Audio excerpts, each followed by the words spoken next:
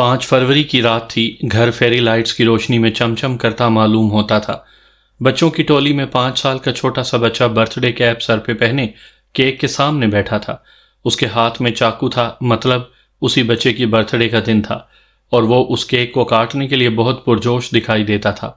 ماں مہمانوں کے ساتھ خوش گپیوں میں مصروف تھی جب اچانک مرکزی دروازہ کھلا اور چاچا سردار بھاگتے ہوئے اندر داخل ہوئے۔ ماں نے چونک کر اپنے چھوٹے دیور سردار کو دیکھا۔ اس کی ہوائیاں اڑی ہوئی تھیں۔ وہ گھبراتے ہوئے بولا، بھابھی۔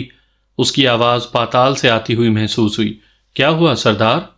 بھائی جس فلائٹ سے آ رہے تھے وہ کریش ہو گئی ہے۔ وہ آخری وقت تھا جب میں نے اپنا برتھ ڈے منایا تھا۔